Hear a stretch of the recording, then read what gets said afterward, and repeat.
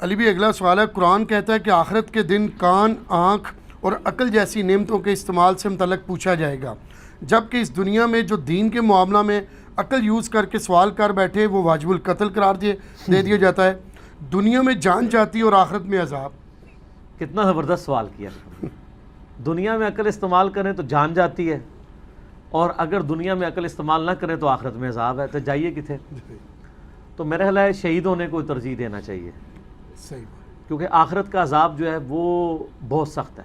جی دنیا کا عذاب انسان برداشت کر سکتا ہے۔ اب تو خیر ہم بڑے اچھے دور میں ہیں، اب تو لوگوں میں ٹالرنس موجود ہے، لوگ الحمدللہ۔ سچائی قبول کر لیتے ہیں۔ ایک وہ وقت تھا کہ اگر کسی مسجد میں اونچی آمین ہو جاتی تھی، رفع الیدین کیا جاتا تھا، تو وہ امام مسجد اسے اٹھا کے مسجد سے باہر نکال دیتے تھے، مسجدیں دھوئی بھی جاتی تھی۔ تو لیکن اب ایسا نہیں ہے۔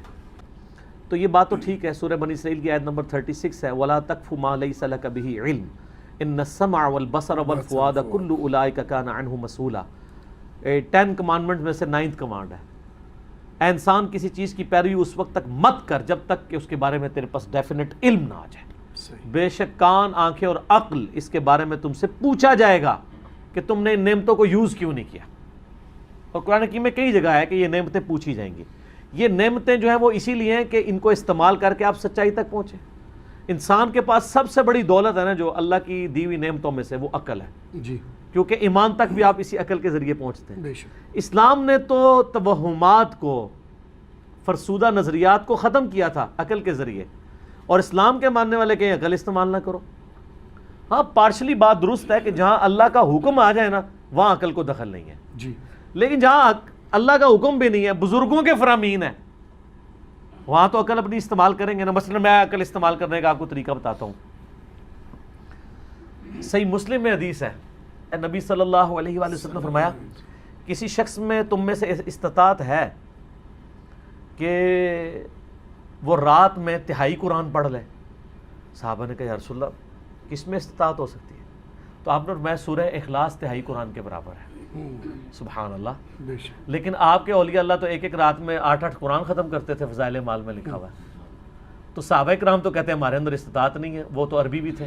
جی، تو یہ اس پہ اگر کوئی اپنی عقل استعمال کرتا ہے کہ 8 قرآن ایک رات میں کیسے کسی نے ختم کر لیے، یہ عقل استعمال کرنا منع نہیں ہے۔ مولوی اس عقل کے اوپر قدغن لگاتا ہے، جی، اور نہ یہ دین کو کوشچن کر رہے ہیں، یہ تو بالکل ٹھیک ہے۔ آپ عقل اس میں بھی استعمال کریں کہ جامعہ ترمذی میں حدیث ہے کہ جس شخص نے 3 دن سے کم میں قرآن ختم کیا اس نے قرآن کا حق نہیں ادا کیا۔ تو یہ روزانہ رات میں پورا قرآن پڑھنا، کہتے ہیں جی امام حنیفہ جو ہیں وہ ایک قرآن دن کے وقت ختم کرتے تھے، ایک رات کے وقت کرتے تھے، اور ایک تراویحوں میں تو 61 قرآن رمضان میں ختم کرتے تھے۔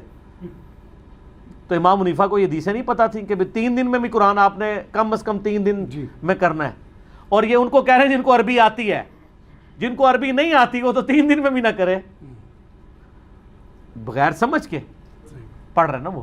اور یہ کہنا روزانہ 8 قرآن ختم کرتا ہے ایک بندہ رات کے اندر، تو رات میں آپ ذرا گھنٹے گن لیں، ہو سکتا ہے وہ 8 یا 24 دفعہ سورہ اخلاص شریف پڑھتا ہو، پھر ٹھیک ہے آپ کے ساتھ 8 قرآن، آپ 8 سے بھی زیادہ کر سکتے ہیں۔ آپ 100 دفعہ سورہ اخلاص پڑھیں تو 33 قرآن بن جائیں گے، بن جائیں گے اس طرح کے قرآن۔ تو اس طرح کی عقل استعمال لوگ کر رہے ہیں۔ میں آپ کو بتا رہا ہوں، اگلے دن میں تبلیغ جماعت کی مسجد میں ظہر کی نماز پڑھ رہا تھا، اس کے بعد تعلیم ہوتی فضائل اعمال سے۔ جب تعلیم ہو رہی تھی تو میں نے بچوں کو پابند کیا ہوا ہے کہ وہ سنا کرو، ظاہر ہے ہم علمی اختلاف اپنی جگہ ہے لیکن دین کی خدمت جو کر رہے ہیں محبت کرتے ہیں۔ اب وہ نہ اس فضائل اعمال میں سے یہی پڑھ رہے تھے، ایک بزرگ روزانہ 3 قرآن پڑھتے تھے، دوسرے 8 قرآن پڑھتے تھے، ٹھیک ہے۔ میرا ایک بچہ ماشاءاللہ اس کی عمر آلموسٹ 10.5 سال ہے، دوسرا 9.5 سال کا ہے، وہ بیٹھے ہوئے سن رہے تھے۔ ہم تو ٹگے تھے اس عمر میں، اور ہمارے جو بزرگ تھے وہ بھی اسی طرح ہی تھے۔ ظاہر ہے انہوں نے اتنا تو ان کا انٹلیکچوئل لیول نہیں ہوا کرتا تھا دنیاوی انفارمیشن کی وجہ سے۔ اچھا اب وہ یہ بات جب وہ کر رہا نا تو میں اب دل میں سوچ رہا کہ میرے بچوں نے اگر درس کے بعد مجھے پوچھ لیا کہ یہ کیا کہانیاں کرا رہے تھے تو میں کیا کروں گا۔ اچھا میں بیٹھا ہوتا تو میرے ابا جی نے یہ نہیں سوچنا تھا، اس زمانے میں لوگ اتنے زیادہ عقل نہیں استعمال کیا کرتے تھے، اسی لیے تو تبدیلی نہیں آتی تھی، تو تبدیلی تو اب آئی ہوئی ہے۔ وہی ہوا جی، واپسی پہ موٹر بائک پہ ہم بیٹھے تو مجھے میرا بیٹا کہتا ہے کہ بابا جان یہ درس تو بڑا اچھا تھا لیکن یہ 8 قرآن کس طرح کوئی پڑھ سکتا ہے روزانہ؟ قرآن تو اتنا موٹا ہے. اب وہ اس لیے کہہ رہا ہے اس نے قرآن پڑھا ہوا ہے, قرآن پڑھتا ہے, اسے پتہ ہے یار یہ اتنی موٹی کتاب ہے, یہ 8 دفعہ کیسے ایک رات میں ختم ہو سکتی ہے. تو میں نے کہا بیٹا یہ کہانی تھی, کہانی چھوڑ دو, باقی باتیں لے لو. یہ اب آپ کو اپنی ینگ جنریشن کو اس اعتبار سے ایجوکیٹ کرنا پڑے گا. آپ کی ینگ جنریشن آپ سے پوچھے گی کہ یہ کہانیاں کیوں ہیں. اسی طریقے سے جو میں اکثر بیان کرتا ہوں کہ صحیح مسلم میں حدیث ہے کہ بنو سلمہ قبیلہ جو ہے وہ مسجد نبوی کے قریب گھر رہ رہا تھا. نبی علیہ السلام نے پوچھا کیوں آ رہے ہو؟ کہا یا رسول اللہ اتنی دور سے آتے ہوئے تکلیف ہوتی ہے, مسجد کے قریب گھر لیں گے. تو آپ نے فرمایا جتنے قدم چل کے تو ثواب ملتا ہے. تو یہ ہمیں کہتے ہیں کہ بزرگ جو ہے ایک مسجد بیت المقدس میں نماز پڑھتے ہیں, دوسری خانہ کعبے میں, تیسری مسجد نبوی میں. تو صحابہ تو اولیاء اللہ کے سردار ہیں, وہ دوسرے محلے سے اڑ کے نہیں مسجد نبوی میں آ سکتے تھے, اور آپ کے بزرگ یہاں انڈیا پاکستان سے جا کے اڑ کے پڑھتے ہیں. ویسے جو نمازیں نہیں پڑھ رہے ہوتے ہیں نا وہی اڑتے ہیں, ظاہر ہے, چونکہ وہ عوام کے سامنے تو نہیں پڑھ رہے ہوتے تو اس کا جواب یہی دیتے ہیں کہ اڑتے ہیں. ٹھیک ہے, اڑنے والا مسئلہ ہی کوئی نہیں ہے. یہ اس طرح کے سارے بزرگ جو ہے نا, ان کو ہم جو ہے نا بوئنگ 747 پہ سوار کریں اور پائلٹ کو کہ تم ذرا پیراشوٹ سے نیچے کود جاؤ, اور جتنے جتنے اولیاء اللہ کے ماننے والے ہیں ان کو جہاز میں سوار کریں صاحب, تو پھر ہم دیکھتے ہیں کون سا بزرگ ہے جو یہ جہاز لینڈ بھی کروا سکے. اس کو بھی چھوڑ دیں, جو اڑنے والے ہیں ان کو مینار پاکستان سے پھینک دیں. میں آپ کو گارنٹی سے کہتا ہوں آپ چڑیا مینار پاکستان سے پھینکے نا وہ لینڈ کر جائے گی, بزرگ نہیں لینڈ کرے گا. تو اس کا مطلب نہیں اڑ سکتا. اے کوڑا ہے میدان چیک کر لینے. کہتے ہیں نا دنیا اولیاء اللہ سے خالی نہیں ہوئی ہے, تو کوئی ایک ولی تو ہوئے گا نا, لے آؤ. اور پاکستان میں تو ماشاءاللہ تھوک کے حساب سے قطب الاقطاب ہیں اور غوث زمان ہیں. جن جن کے اشتہاروں پہ غوث زمان لکھے ہوئے ہیں, کم از کم ان کو تو ایک دفعہ مینار پاکستان کی سیر کرانی چاہیے. لیکن رسک ہے, پیراشوٹ باندھ کے اور طریقہ سکھا کے, تاکہ جب وہ زمین کے قریب پہنچنے والے ہوں تو فوراً پہلے ولایت سے توبہ کریں, پھر بٹن دبا کے جان تو بچا لیں, کیونکہ ہمیں پتہ ہے وہ شہید ہو جائیں گے. اور اس طریقے سے ان کو شہید کروانا اسلام کو مطلوب نہیں ہے کہ آپ ناحق لوگوں کو مروائیں. پیراشوٹ باندھیں ان کو کہ سر اگر آپ اڑ لیا تو آپ کی قسمت, اور اگر آپ اڑ نہ پائے تو یہ بٹن آپ نے دبانا ہے. تو انشاءاللہ تعالی گوروں کا بنایا ہوا پیراشوٹ آپ کو بچا لے گا, آپ کی کرامت آپ کو نہیں بچا پائے گی. سب کا نہیں ہے. تو یہ عقل استعمال کریں میرے بھائیوں, ورنہ آخرت میں معاملہ بہت سخت ہونے والا ہے. دنیا کا عذاب کتنا عرصہ آپ مطلب بھگتیں گے. اب تو لوگوں میں ٹالرنس ہے, اب لوگ جرت نہیں کرتے. آپ اسلام آباد میں جا کے دیکھیں, ہر طرح کے لوگ مسجد میں نماز پڑھ رہے ہوتے ہیں. اور یورپ امریکہ میں دیکھیں سانس نہیں کوئی اونچا لیتا. بریلویوں کی مسجد ہے, کوئی ٹکی رکھ کے بھی نماز پڑھے دوسرے نے کچھ نہیں کہنا. دیوبندیوں کی مسجد میں شیعہ نماز پڑھے, شیعہ کی مسجد میں دیوبندی پڑھے, اہل حدیث, کوئی ایک دوسرے کو ایسے دیکھتا بھی نہیں. اس کو پتہ میں میرا ویزا کینسل ہو جائے گا. یہ سارے عاشقان رسول ادھر ہی بیٹھے ہوئے ہیں. ہمارے ایک جاننے والے بزرگ ہیں, فرحان بھائی کے ملے دار ہیں, اور جوجی صاحب بڑے کٹر تھے بزرگوں کے ماننے والے. وہ کہیں عراق میں تھے ان دنوں میں, جن دنوں وہ بمباری امریکہ کی شروع ہوئی, تو اس میں کئی مزار بھی بمباری میں یعنی وہ آپ کے نزدیک شہید ہو گئے, ہمارے نزدیک وہ گر گئے. تو وہ کہتے ہیں میں نے ادھر سوچا کہ ہم پاکستان بیٹھ کے ان بزرگوں کو پکار رہے ہوتے ہیں اور یہاں ان سے اپنے مزار نہیں سنبھالے جا رہے, وہ امریکہ نے توڑ دیے ہیں. تو یہ چیز ان کو کلک کر گئی عقل استعمال کرنے سے. تو یہ عقل والوں کو جو یہ پھر صوفیاء نے بھی دیکھیں کیسے شعر کے عشق دے چلے نمبر لے گئے, عقل والے انجے ہی عمرہ گالیاں. کہتے ہیں عقل نہیں استعمال کرنی, آپ عشق کے چلے نمبر لے گئے. یہ کیوں کہتے ہیں؟ ان کو پتہ ہے عقل استعمال کی تو پہلے ہماری بزرگی فارغ کریں گے, تو وہ قدغن لگا دیتے ہیں. جبکہ اسلام پوری بنیاد ہی عقل پہ رکھتا ہے. قل هل يستوي الذين يعلمون والذين لا يعلمون, اے نبی ان سے فرما دو علم والے اور بغیر علم والے برابر نہیں ہو سکتے. انما يتذكر اولو الالباب, نصیحت صرف عقل والے قبول کرتے ہیں. پھر کافروں کی جو سب سے بڑی خامی آئی ہے قرآن میں وہ یہی ہے, وَقَالُوا لَوْ كُنَّا نَسْمَعُ أَوْ نَعْقِلُ مَا كُنَّا فِي أَصْحَابِ السَّعِيرِ. سورۃ الملک میں کافر کہیں گے دنیا میں ہم نے اگر بات سن لی ہوتی اور اپنی عقل استعمال کی ہوتی تو آج ہم دوزخ میں نہ ہوتے.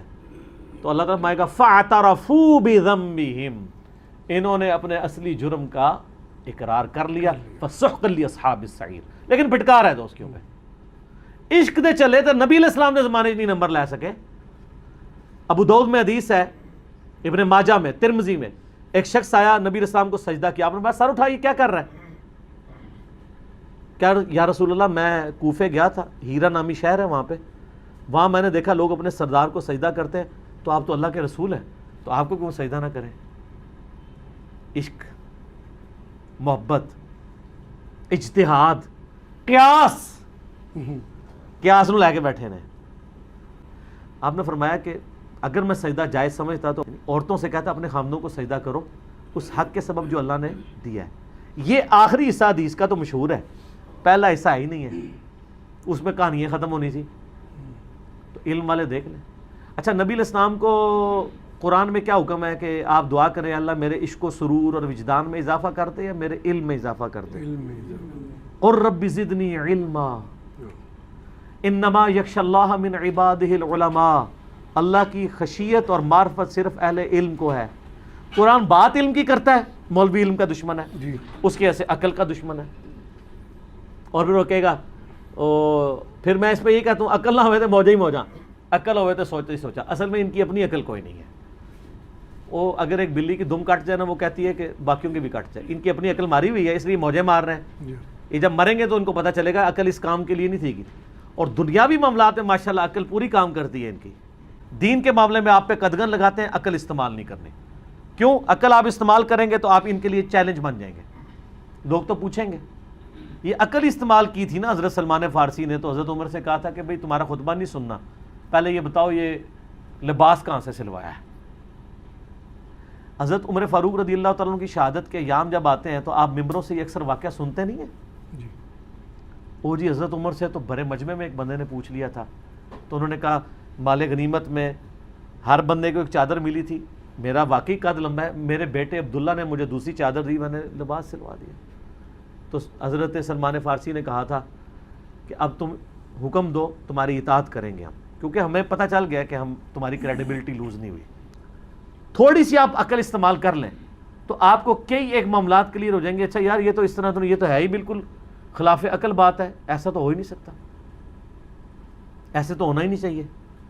ایویں خام خواہ کہانیاں کراتے رہتے ہیں، وہ کہانیاں فٹ ہی نہیں بیٹھتی قرآن و سنت کے اندر۔